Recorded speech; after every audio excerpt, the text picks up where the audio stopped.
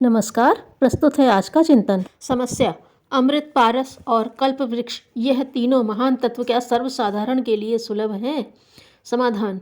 अमृत, पारस और कल्प वृक्ष मनुष्य के लिए पूर्णतया सुलभ हैं, बशर्ते कि उन्हें प्राप्त करने का सच्चे मन से प्रयत्न किया जाए। अपने अविनाशी होने का दृढ़ विश्वास चिंतन और मनन द्वारा अपनी अंतर्चेतना में भली प्रकार बैठाया जा सकता है। यह विश्वास इतने मजबूत होने चाहिए कि जीवन के किसी भी प्रश्न पर जब विचार किया जाए तो उस समय यह विश्वास स्पष्ट रूप से बीच में आ उपस्थित हो कि यह जीवन हमारे महान जीवन, अनंत जीवन का एक अंश मात्र है। जब इस प्रकार का हमारा दृष्टिकोण निश्चित हो जाता है तो जीवन अत्यंत पवित्र, निर्मल, निष्पाप, शांतिदायक और आनंदमय हो जाता है। यही अमृत है। प्रेम मनुष्य जीवन का पारस है। प्रेम की दृष्टि से सबको देखना, आत्मीयता, उदारता, सहानुभूति, सेवा, क्षमा, सुधार, कल्याण, परमार्थ, त्याग के भाव रखकर लोगों से व्यवहार करना ऐसा उत्तम कार्य है जिसकी प्रतिक्रिया बड़ी उत्तम होती है। जो भी अपने संपर्क में आता है वही इच्छानुवर्ती, आज्ञाकारी, प्रशंसक, सहायक और सेवक बन जाता है।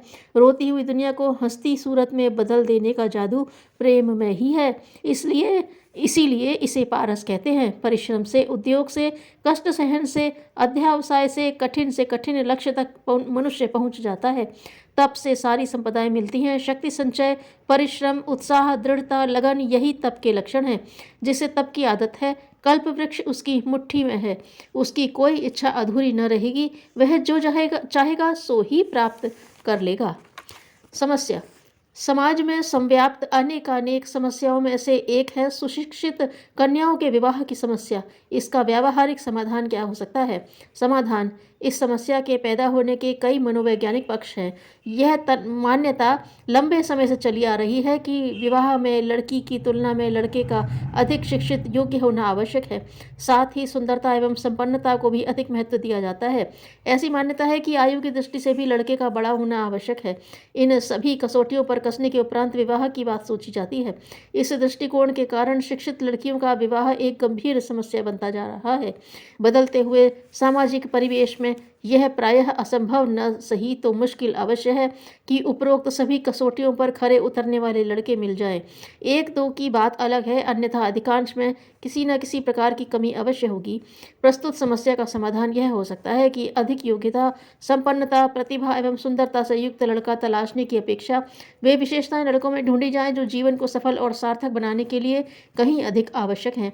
चयन में सुसंस्कारिता को प्रधानता दी जाए तो इस संकट का हल मिल सकता है। समान स्तर के लड़के मिल जाए तो अधिक अच्छा है, अन्यथा थोड़े कम शिक्षित, कम योग्य लड़के जो सुसंस्कारित हों शिक्षित लड़कियों के लिए अधिक उपयोगी जीवन साथी हो सकते हैं। यह सोचना निराधार है कि दाम्पत्य जीवन अधिक सुखी, सफल और सरस तभी बन सकता है जब लड़की की तुलना में लड़का अधिक योग्य एवं प्रतिभा संपन्न हो। जो विवाह की आयु सीमा पार कर रही हो उनकी शादी उनसे उम्र में थोड़े कम लड़कों से भी की जा सकती है। अविवाहित रहकर बोझ भरा जीवन जीने की अपेक्षा यह कहीं अधिक श्रेयस्कर है कि व्यावहारिक धरातल पर समाधान ढूंढा जाए। समाज का यह भी कर्तव्य है कि वह लड़कों के चुनाव में मात्र सुंदरता, योग्यता और संपन्नता को अतिरंजित महत्व न दें। सुसंस्कारिता दाम्पत्य जीवन की सफलता का मेरुदंड है, उसे ही अधिक महत्व दिया जाए। यह संभव हो सके तो लड़कियों के विवाह की समस्या का हल आसानी से निकल सकता है। समस्या। दोष, दुर्गुण, दुष्प्रवृत्तियां के उन्मूलन के लिए क्या किया जाना चाहिए? समाधान। एक सभ्य सुसंस्कारी मनुष्य की प्रतीक प्रतिमा मन में बसानी चाहिए और उसकी तुलना में अपनी जो भी कमियां दिखती हों उन्हें संकल्प और साहस के सहारे उलटने का प्रयत्न करना चाहिए। उलटने का तरीका एक ही है कि अनौचित्य के स्थान पर उसका प्रतिपक्षी औचित्य अपनाया जाए। उसे अपने दैनिक जीवन क्रम में सम्मिलित रखते हुए धीरे धीरे स्वभाव को ही उस सांचे में ढाल लिया जाए। बुराई कोसते रहने से नहीं मिट जाती। उसकी प्रतिपक्षी भलाई को प्रयोग में लाने की नियमित कार्य पद्धति अपनानी होती है। कांटे से कांटा निकालते हैं और दुष्प्रवृत्तियों को हटाने के लिए सत्प्रवृत्तियों को उनसे जूझने के लिए मोर्चे पर खड़ा करते हैं।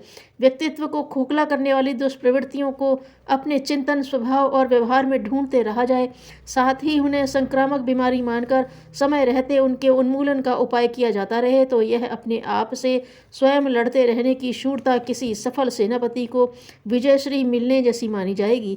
जो अपने को जीतता है वह विश्व विजयी बनता है।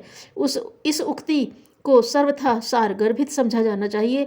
गीता में ऐसे ही धर्म क्षेत्र, कर्म क्षेत्र में अर्जुन को लड़ने का उपदेश भगवान कृष्ण ने दिया था। वह हर विचारशील के लिए सदा सर्वदा अनुकरणीय है। समस्या, गायत्री साधना के साथ तप क्यों आवश्यक है? समाधान, 24 अक्षरों वाला गायत्री मंत्र शक्ति साधना का परम गोपनीय सूत्र है। इस महामंत्र को जपते तो सभी हैं, पर इस गोपनीय रहस्य को कम ही लोग जानते हैं कि गायत्री की शक्ति महातप में स्फुरित होती है।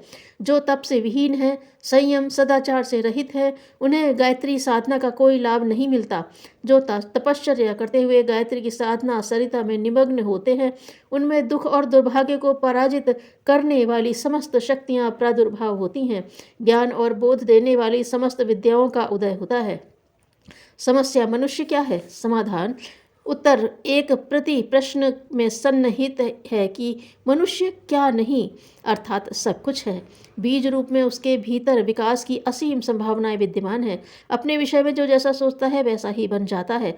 वह एक ऐसा अनगढ़ प्राणी है जो सुगढ़ बन सकता है, नर से नारायण बन सकता है और अधोगामी मार्ग अपनाकर नर पशु नर पामर भी बन सकता है। अभीष्ट दिशा में चल पड़ने की उसे छूट है।